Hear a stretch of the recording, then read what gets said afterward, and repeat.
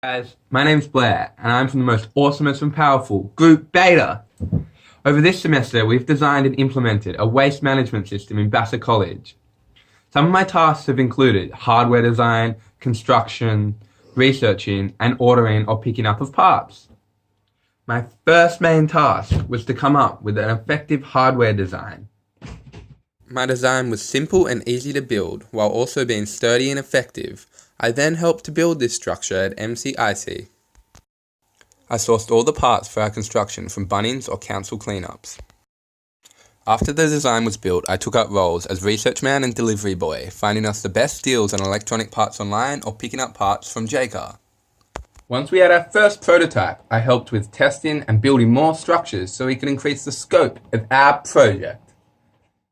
I improved my PowerPoint and Excel skills by putting together our final presentation and making graphs of our results. Throughout the semester, I set myself goals. For sustained progress, I made sure these goals were achievable and specific. Overall, the feedback I got from my bi-weekly reports was good. For one lot of feedback, I did not receive full marks for the quality of my work or the cooperative behaviour criteria. To improve on this, I showed my teammates drafts of my work, for example, graphs I have drawn, and then used feedback to improve on my graphs.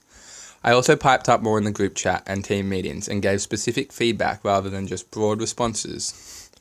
I found it difficult to incorporate feedback since when I didn't receive full marks in a certain criteria, there was never any comments.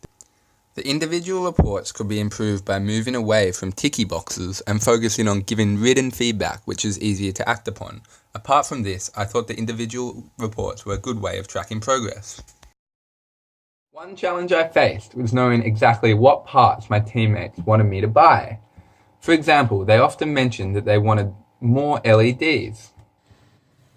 I made sure to ask them what colours they wanted and how many of each. I then sent a link of the ones I thought were most appropriate, and my teammate confirmed that these were the right ones. This way, I didn't buy the wrong parts and spend more money than we needed.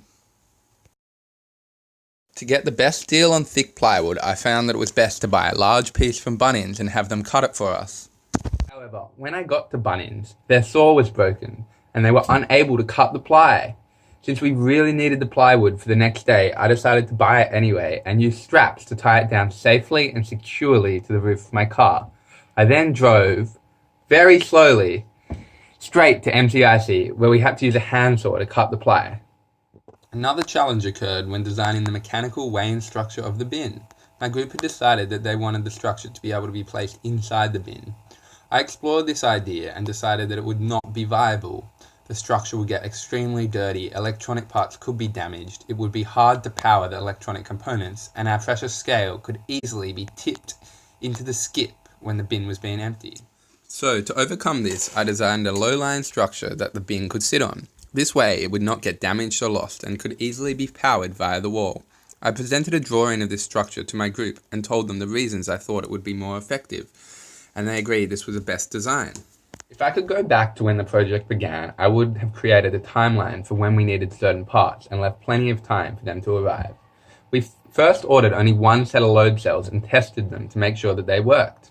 These cells arrived quickly, and I assumed that the next lot would also arrive quickly, since they were from the same seller. However, they took a while, and I probably waited a few days too long to order them, which rushed the final building and testing process a little bit more. This course introduced me to CAD for the first time. Being able to build stuff with CAD will be a useful skill in my future career. Something I really enjoyed in this course was working with my team, specifically planning and building stuff. Everyone was really friendly and there was some quality banter. Thanks guys. See ya.